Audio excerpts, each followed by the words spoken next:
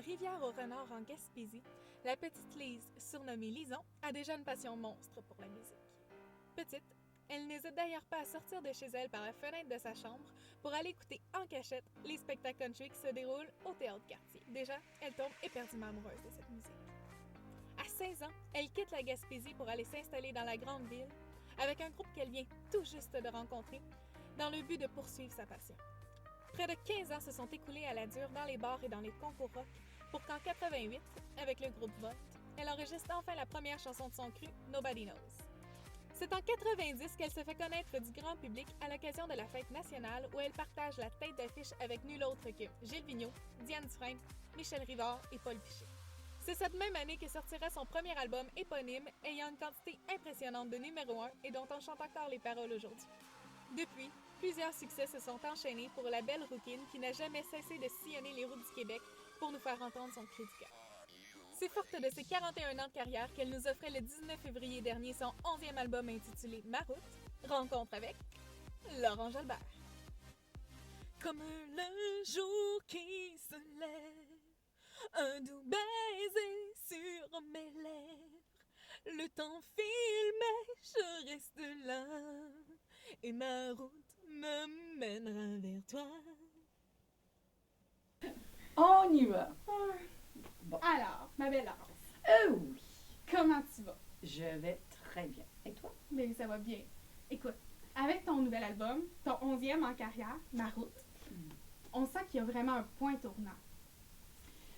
C'est un point tournant que j'ai décidé parce que des fois dans la vie, on arrive à une décision à prendre et on se dit, bon maintenant, c'est à partir d'aujourd'hui, ma vie ne sera plus la même parce que je décide ça.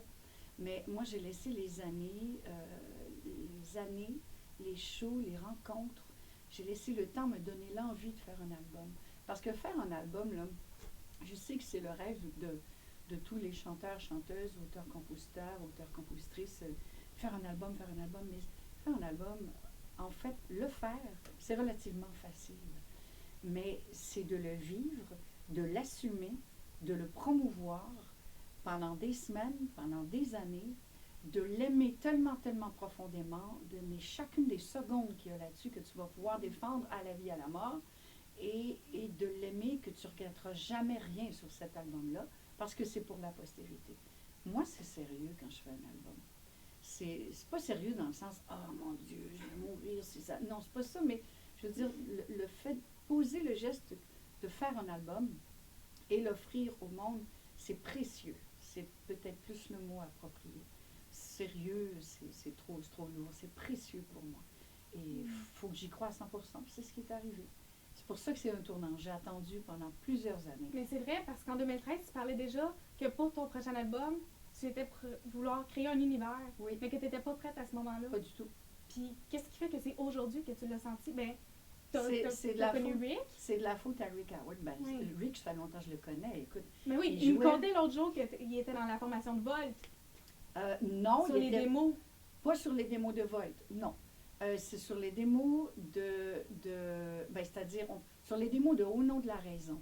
OK. Puis, c'était-tu Volt? Ah, ben, peut-être que oui. Oui, c'est vrai. Moi, c'est ça qu'il me disait l'autre fois, là. Mon Dieu, il est plus vieux que moi, il a plus de mémoire que moi. Mais c'est lui qui a joué sur le démo de Au nom de la raison. Il y a cette chanson-là, ça fait une trentaine d'années. Il a joué là-dessus. Et puis, ça fait longtemps que je le connais. Mais c'est le son qui a... On a la même culture musicale. Je me suis aperçue dans le déroulement quand on a commencé à se rencontrer pour l'album, je me suis aperçue que je lui envoyais des liens pour écouter, parce que moi, c'est ce que je fais au réalisateur. J'envoyais des liens pour écouter tel genre, tel album, pour lui donner des directions. Puis il disait, ben je l'ai déjà. Puis là, lui, il m'envoyait des liens. Il dit, écoute ci, écoute ça. Et j'ai répondu, je l'ai déjà. On a cette même culture-là, ce même langage-là. Mais c'est lui qui s'en prenait pour être capable de capter, justement, de fabriquer une enveloppe sonore avec un groupe de chansons qui se ressemblent peut-être pas nécessairement. C'est des démos. On a un démo avec plusieurs chansons. J'ai beaucoup de chansons des autres sur cet album-là. J'en ai 3 à moi, mais j'ai quand même quelques chansons des autres. Et c'est toutes des amies, toutes des grandes chums qui m'ont fait des chansons extraordinaires. Et puis, il faut prendre ces chansons-là et faire en sorte que tout soit fluide, que tout soit du début jusqu'à la fin, que ce soit pas pareil, mais une belle suite, une belle continuité, un beau, comme un bijou que tu fabriques, comme un collier que tu fabriques. Chacune des chansons, c'est une pierre que tu ajoutes ou une perle que tu ajoutes à ton collier et tu arrives à la fin et tu l'attaches et puis tu fais « Waouh, c'est ce collier-là que je voulais ». Donc, c'est sûr que prendre des décisions comme ça, en ce qui me concerne, c'est long. Oui, mais écoute, mais parlant du fait que c'est pas toi qui écris la plupart de tes chansons, la plupart ont été écrites de la main d'homme. Qu'est-ce que ça apporte à l'interprète en toi? Est-ce que ça change ta façon de les aborder, de travailler? Oh mon Dieu, j'ai toujours travaillé qu'avec des hommes. J'ai des femmes autour de moi, bien sûr. Mais t'écris en tant que Mais, femme. oui. Là, t'interprètes des chansons écrites Mais d'hommes. non, il n'y avait aucun décalage, non, j'ai pas eu à changer un pour une. Oui, il y a peut-être l'élu de Paul Sarrault où j'ai ajouté un E parce que je parle de moi, mais outre ça, non, dans tous les textes, comme le texte de Paul, c'est un texte d'une grande spiritualité, d'une grande profondeur, une compréhension de la vie qui est la même que la mienne, donc ça, homme-femme.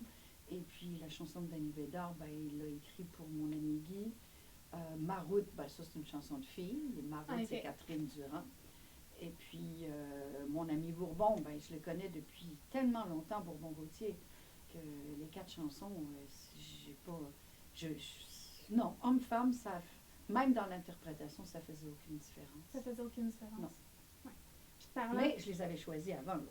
C'est vrai. C'est sûr, c'est sûr. Ça a pris combien de temps ton processus de chanson, justement? Oh mon Dieu, plusieurs années. Plusieurs années? Oui. Tu en as écouté combien avant de choisir tes 11? Mon Dieu. Ben, écoute, Rick et moi, on a arrêté une 40aine de chansons. J'ai fait un tri de mon côté, lui aussi. On avait une 40aine de chansons où on s'est dit, wow, on tient quelque chose. Et il a fallu, c'est un beau problème, il a fallu, écoute, des magnifiques textes de David Portelance, qui écrit entre autres pour Fred Pellerin. Puis David est un chum, puis quand j'ai été obligée de l'appeler pour lui dire, écoute, David, c'est que les chansons, on ne peut plus les placer, je ne peux pas les placer au travers les autres, puis ça ne fonctionne plus par le thème, par la musicalité, puis, mais écoute, j'ai refusé des chansons magnifiques, c'est pas parce qu'elles n'étaient pas bonnes. Est-ce que ça se pourrait que tu les reprennes plus tard, ces chansons-là? On ne sait jamais ce que la vie nous réserve. On ne sait jamais. On ne sait jamais, la vie nous réserve. Tu parlais de ton grand ami Guy qui a été ton complice pendant tellement d'années. Tu as interprété la chanson de Danny Bédard, Je te laisse partir. Oui. Est-ce que tu crois que Guy serait fier de la femme et de la chanteuse que tu deviens? Ben, il est fier. Je sais qu'il est fier. Je le sais, ça. Je le sens beaucoup, beaucoup avec moi. Il t'accompagne? Ah oui, toujours. On peut pas faire abstraction de ça, pardon. Quand c'était une amitié de 38 ans, c'est un bail, c'est une vie, presque 40 ans d'une amitié sincère. Complètement. Non, je le sens avec moi, je le sens souvent avec moi, heureusement, parce que c'est pas un métier facile. En effet. Mais avec ton album, tantôt je parlais de point tournant. C'est drôle, mais on a l'impression que plus tu avances, puis plus tu retournes un peu en arrière à tes amours country de quand tu étais tout petite et tu allais te cacher en arrière du théâtre de quartier. Je pense que c'est comme ça dans la vie. Oui. Plus tu avances, plus tu reviens en arrière un peu. Plus on vieillit, puis plus la mémoire est étrange. Je veux dire, la mémoire à court terme, on la perd. On garde la mémoire à long terme. Et c'est ça, c'est sûr que au fil des années, si tu es musicien, si tu es cinéaste, si tu es écrivaine, de par ce que tu fais, tu vas être influencé toute ta vie. Mais le pourquoi, un jour, tu décides de faire ce que tu fais dans la vie, ben ça va te suivre tout le temps. Mais tu vas évoluer. Mais un jour, tu reviens à la flamme, à la passion du départ. C'est parce que, oui, on change, on apprend. J'ai essayé plusieurs styles. Mes compositions de chansons étaient toujours country, ça. Mais c'est les arrangements. On les dirigeait, on mettait les arrangements un peu plus à gauche, un peu plus à droite. Parce que tu avais peur que ça ne pogne pas à l'époque. Non. Pour les radios? Ben ça, non. Il n'était pas question, quand j'ai sorti Tomber, il y a 26 ans de ça, mon premier extrait de mon premier album. Il n'était pas question de sortir une chanson country. Là, c'était... Mais la chanson l'était. Les arrangements, eux, ont fait en sorte que ça a joué partout. Moi, je me rappelle quand ils ont choisi le démo de la chanson, là, tu sais, guitare-voix, quand le producteur l'a choisi, j'ai dit, écoutez, vous êtes fous, je veux dire, c'est un suicide. Mais les arrangements ont fait en sorte que ça passait partout, puis effectivement, ça passait partout.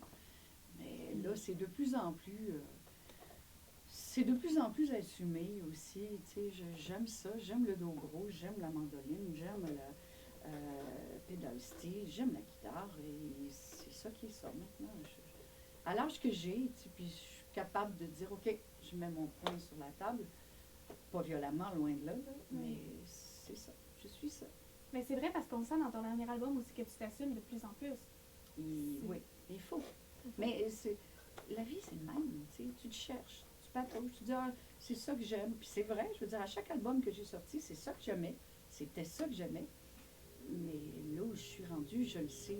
Mes racines musicales, je sais où elles sont, d'où elles viennent.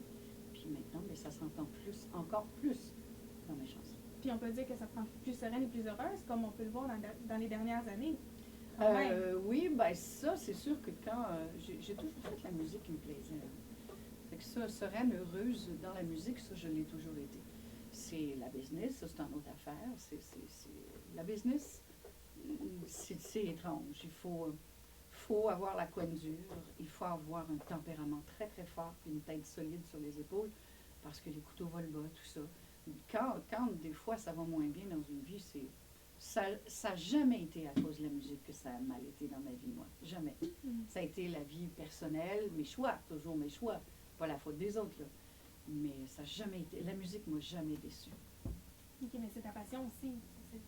C'est ma passion. C'est ma passion. Ça se ressent. Je ne suis pas carriériste. Totalement. Je suis passionnée. On le sent aussi. Dans ta voix, dans ton interprétation. C'est vraiment ça. Comme si c'était la dernière fois tout le temps. C'est comme ça que je chante. C'est comme ça que je vis aussi. C'est fatigant de vivre avec moi dans le quotidien. Il paraît. Mais pourquoi c'est tout important pour toi de te déplacer pour rentrer dans le cœur des gens? C'est quoi qui te motive à chaque... Parce que c'est un cadeau de la vie. Toujours. Parce que c'est un cadeau de la vie. Puis je veux dire, moi, dans la vie, je ne suis pas ni chirurgienne, ni coiffeuse, ni... Moi, je suis chanteuse, je suis auteure-compositeur. Et puis ma place est dans le cœur du monde. Puis où est le cœur du monde? Ben, c'est en tournée. Il est partout, bien sûr, mais en tournée, tu le vois, tu le ressens, tu les entends, tu vois leurs yeux, tu les vois se transformer devant toi. Ça, c'est de la magie, ça, je ne veux jamais arrêter ça. Tant que la santé va être avec moi. Puis on ne veut pas que tu arrêtes non plus, on s'entend? D'accord. Et puis, parlant de l'industrie, tu dis que c'est un milieu difficile et tout, mais tu me dis d'ailleurs dans tes remerciements aussi que c'est un milieu difficile, que vous êtes plusieurs à vous battre pour ça. Puis comment tu vois ton avenir dans l'industrie de la musique? Ah, bon Dieu, en jour, est-ce que je suis... Écoute, on ne peut jamais rien prendre pour acquis, mais je pense que je suis arrivée au bon moment.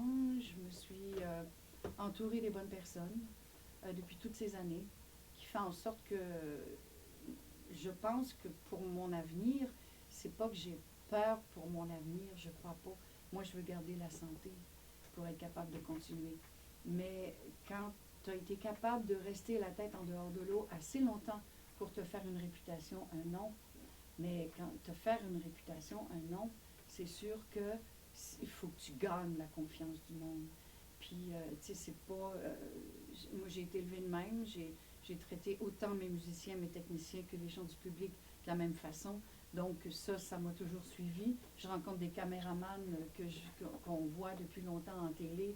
Puis, on se connaît, puis on se colle, puis on s'embrasse. Puis, comment vont tes enfants? Puis, j'ai créé des liens parce que j'ai été élevée de même avec bien des gens de l'industrie, parce que je vis là-dedans.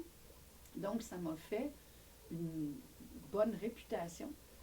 J'ai pas de difficulté. La recherchiste n'a pas de difficulté à me demander en télé parce que j'ai jamais envoyé promener personne, parce que j'ai toujours respecté mes contrats. Je respecte le public. Je respecte le public, ça ne se peut pas. Donc ça me suit. Mais ça, tu es comme ça ou tu ne l'es pas. Si tu n'aimes pas les gens, si tu es intolérant ou impatient, ben fais pas ce métier-là. Fais-les pas. Ou tu vas le faire un bout puis tu ne resteras pas longtemps, malheureusement. Mais parce qu'on est tous et toutes là pour les mêmes raisons, c'est-à-dire pour passer des humbles messages, puis de changer un petit peu le monde à notre façon, humblement toujours. Mais il faut aussi que tu respectes les gens pour qui tu le fais. Mais est-ce que c'est lourd, des fois, pour toi, justement, de toujours autant te donner, d'être généreuse à ce point-là? Non. Je te dirais que cette semaine, ça a été un petit peu... Cette semaine... Promotion de nouvel album. Non, mais c'est parce que j'avais un après-midi de congé, puis je me suis dit, ça fait longtemps que j'ai pas fait ça. Je vais aller m'acheter mes petits trucs de maquillage c'est bon, là, je repars une tournée, ça fait que ça me prend d'autres choses. Et puis, cet après-midi-là, j'ai pas été capable de magasiner du tout. Je n'ai fait que parler aux gens, puis d'essayer d'avancer. Je n'ai fait que ça. Mais c'est correct. Je me suis revirée de bord 2 heures plus tard et j'ai rappelé le chauffeur de taxi. J'ai dit, est-ce que vous êtes disponible? Il dit, oui, vous avez magasiné? Je dis, non, je m'en viens. C'est comme ça. Pas magasiné du Non, tout? non, pas du tout. Pas Moi, du j'ai tout. parlé, m'en allait là pour parler. Oui, mais c'est correct parce que les gens te font confiance. Oui. Puis, tu sais, c'est ça. Moi, j'ai toujours ouvert mes bras puis mon cœur à ça. Puis, je vais continuer à le faire. C'est trop agréable de toute façon. Puis là, dans les dernières semaines, on a appris que depuis la sortie, ton album est numéro 1 des ventes francophones. Ben oui, 2 semaines consécutives. Seigneur, Ça devrait s'en venir pour une 3e aussi, on aimerait ça, peut-être. j'aimerais ça. Écoute, moi, je prends ce que j'ai eu jusqu'à maintenant et le reste Mais arrivera. ça ce fait qui quoi pour arrivera. toi que même ton dernier album de chansons originales remonte à 2007 quand même, Mhm. puis qu'en 2016, presque 10 ans plus tard, on s'entend, C'est un le beau monde est travail encore d'équipe. là, puis ils t'attendent, puis ils sont C'est contents un de beau te travail voir. Là. d'équipe. C'est vraiment un travail d'équipe. La maison de disques fait un excellent travail. Rick Howard a fait un excellent travail. Moi, Nat Corbeil des promotions fait un excellent travail. C'est un travail d'équipe, c'est pas moi toute seule. C'est moi qui est sur la pochette avec le sourire pendu jusqu'aux oreilles. C'est moi, c'est le nom qui est en haut, mais c'est vraiment un beau travail d'équipe. Et quand ce travail-là est récompensé avec les meilleures ventes, ben, écoute, tu sais, on se dit bravo, puis c'est une belle petite caresse sur le cœur, ça, de voir ça. Mais c'est vrai, moi, on fait rien tout seul dans la vie, là, même pas des enfants. Fait que moi, je sais que c'est un travail d'équipe. Je suis fière de ça. Même pas les enfants. Parlant des enfants, ta famille, à quel point elle t'inspire dans ton côté musical? Ah, ben mon Dieu, c'est eux autres Qui guide ta voix, comme tu le ma dis. voix, c'est eux autres. Ma voix, c'est eux autres. Mais la plus grande peur qui me reste dans la vie, c'est d'avoir peur de les perdre. Tu sais, moi, peur de mourir, non, ça ne m'inquiète pas. Je sais pas que je vais vivre éternellement, pas ça, mais j'ai pas peur de mourir. J'ai peur de perdre mes enfants et j'ai peur que mes petits-enfants et mes enfants partent avant moi. Ça, je dirais que c'est la seule grande peur qui reste dans ma vie, c'est ça. Tellement je les aime. Sur ce, Sur ça, merci. je vais aller me préparer pour devenir une chanteuse. Ça continue un bon show, puis on rappelle que l'album est disponible partout, Ma route de Laurent Jalbert. Merci, Shana. Merci à toi.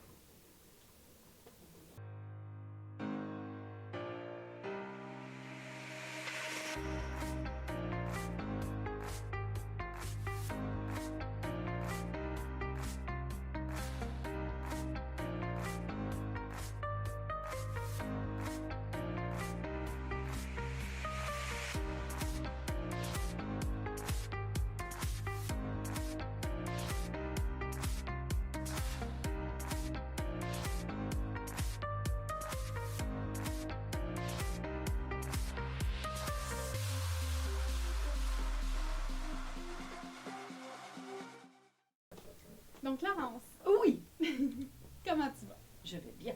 Et toi? Ça va très bien, merci. Écoute, avec ton album Ma route, ton 11e bébé en carrière, on sent vraiment que ton album, c'est comme un point tournant dans ta carrière. On s'entend. C'était voulu. Je veux dire, un point tournant, des fois, les choses nous arrivent, puis on n'a pas eu l'air de les décider, puis on dit, oh wow, le hasard a fait que le hasard. Non.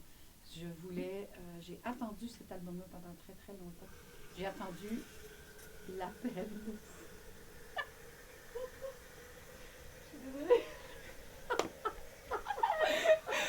Bloopers! Mais il n'y avait pas d'eau! Non. Mais c'est parce qu'il fait beaucoup de bruit, c'est ça. Non, mais j'étais convaincue qu'il y avait de l'eau dans notre cafetière. Écoute, Bon, écoute, tu vas être obligé de faire couper.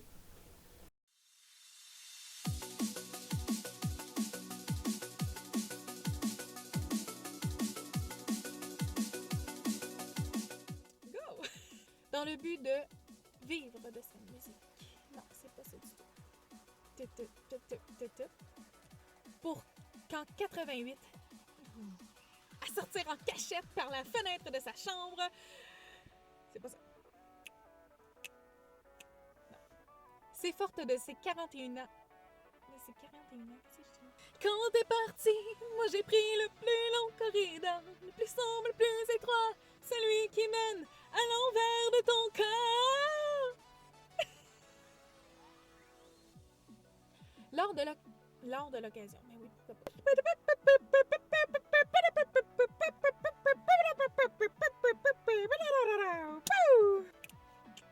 C'est forte de ses 41 ans de carrière qu'elle nous a... Carrière. On pète sa vie à le chercher, on meurt d'envie de tomber en amour.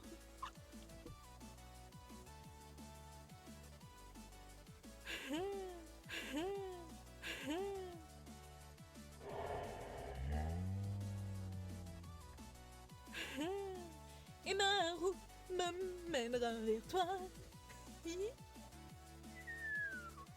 Hey, merci d'avoir été à l'écoute. Bon, ok, ça va faire le musique.